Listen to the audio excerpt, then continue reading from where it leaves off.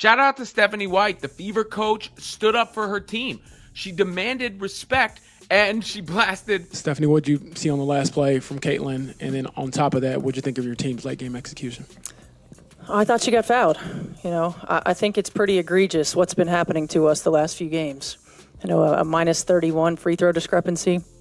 And I might be able to understand it if we were just chucking threes, but we're not. We're attacking the rim. And the disrespect right now for our team has been pretty unbelievable.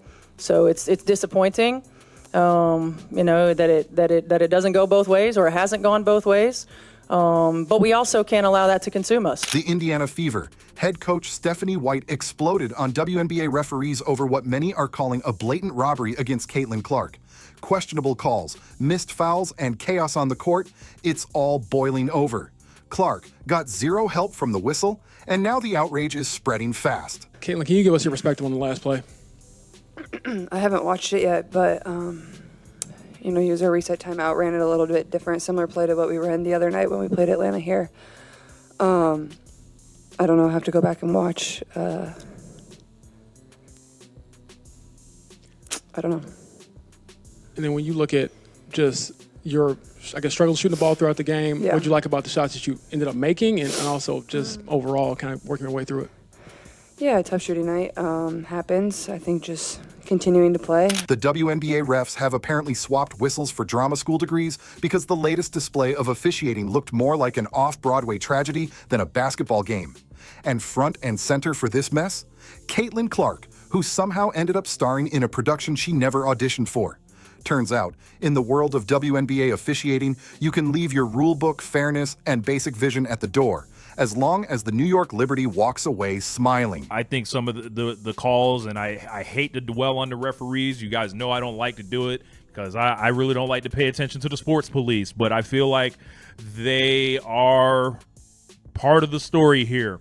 At the end, the last play, Caitlin Clark has a chance to attack going left with Natasha Cloud. She sticks the hand in, kind of looks like a clean steal, can't really tell. You can call that as a reach. Refs choose not to.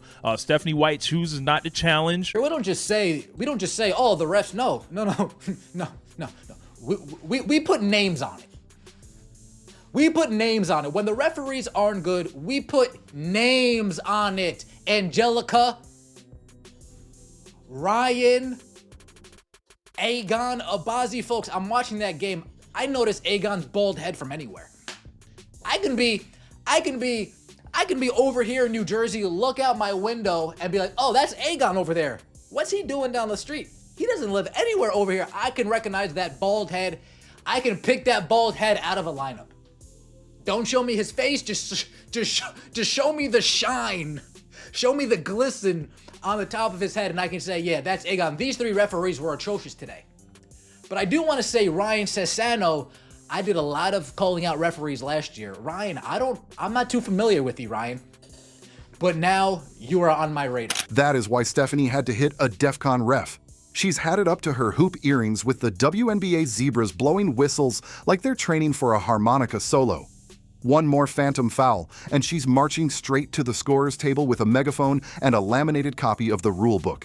This ain't interpretive dance, it's basketball, she shouts, while a ref calls another foul for looking too competitive. Stephanie's done. She's firing off tweets, writing open letters, and possibly starting a Change.org petition titled Save Caitlin from Broadway Refs. At this point, even the mascots are confused. Is this the WNBA or SNL? But it was one of the worst refereed game. It was one of the worst refereed games I've seen. But in a long, long time. And then there was that moment, the call that made everyone watching say, "Are you serious right now?" It was the kind of call that didn't even try to hide how bad it was. Caitlin Clark was doing what she does best, running the game like a pro, weaving through defenders like it was nothing, and pretty much carrying the entire Indiana Fever team on her back. The clock was ticking down, the pressure was sky high, and she made a move toward the basket, focused and determined, like she was about to seal the win. Even at the end, Caitlin Clark got hacked in the last 2.9 seconds of the game. Caitlin Clark was hacked. No call. Should have been 3 free throws. 3 of them, bro. She should have had 3 of them. This is freaking ridiculous, bro. I mean, ridiculous. We need to write the WNBA right now because these referees have to go. This wasn't just a regular play. It felt like a scene from a movie.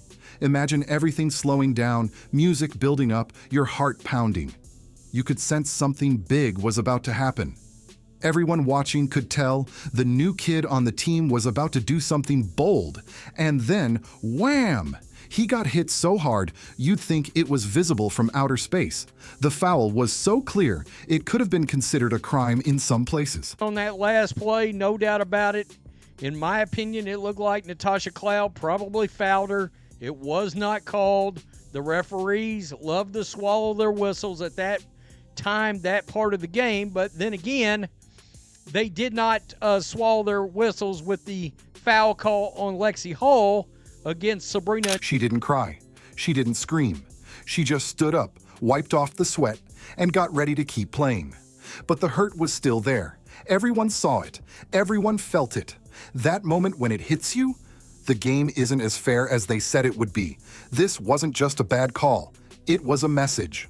A message that says it doesn't matter how many times you dominate the court, how much you lift up your teammates, how many records you smash, or how many fans tune in to watch you play. None of it can protect you from being ignored when it matters most. 4 games for Stephanie White to say, I've had enough. It's taken 4 games for Stephanie White to say, you know what? I've had absolute enough. Game 1, okay. Game 2, okay. Game 3, all right. But today was the last straw when it came for Stephanie White. The New York Liberty get to the free throw line. That one call didn't just affect the score. It rippled through everything. It followed her into the locker room, into the interviews, into tweets and TikToks and heated arguments at the barbershop.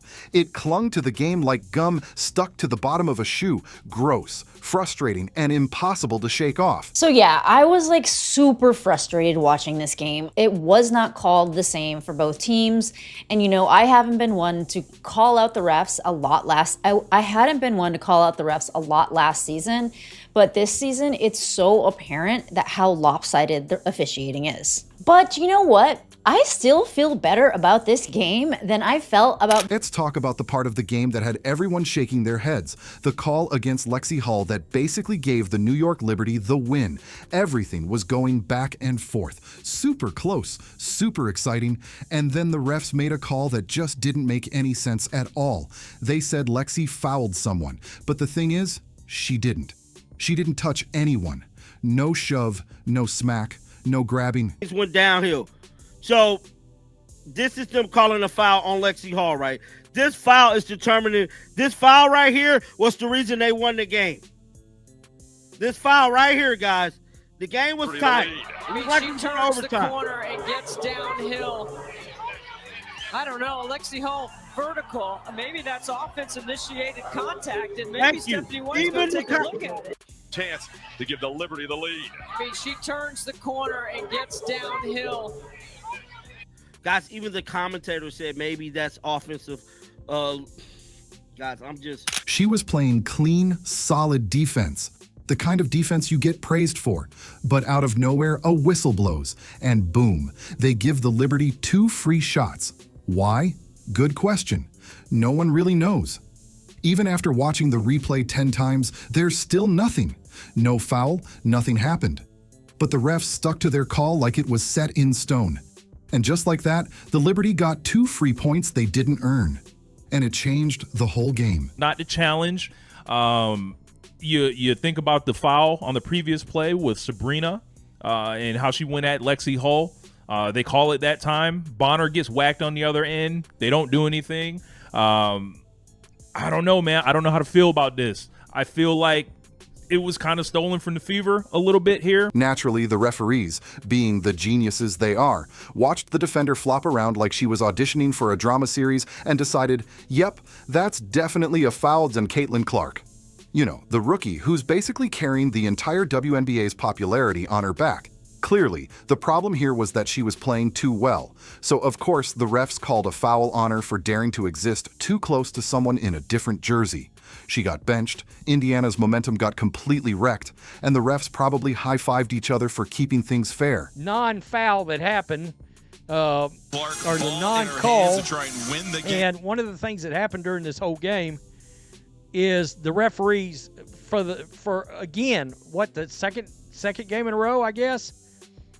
Definitely for the second game of the season, the referees swallowed their freaking whistles when it came to the Indiana Fever, and Stephanie White has lost her mind over it, and I don't blame her.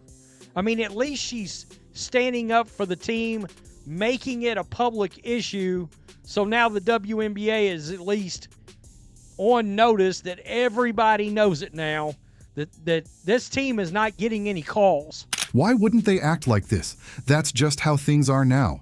People are finding reasons to criticize Caitlin just for being confident. Maybe she blinked too confidently or stood too proudly. Who knows? And when she actually does get fouled, hit, shoved, knocked down, it's like the referees suddenly go blind. They don't blow the whistle. They don't see anything. It's like reality paused for a second and they just pretended nothing happened. It's not fair. It's not consistent. It's not even good refereeing. It's like the refs are putting on a weird little show, and Caitlin's stuck playing the main character in a game where the rules don't make sense. Somewhere, some official is probably scribbling out new rules in crayon that say, "Don't be too good unless you've been around long enough to earn it." But here's the thing. Caitlin's still standing. She's still playing. She's still showing up and shining through all the noise, and that says more than any bad call ever could. If enjoyed, please subscribe and like.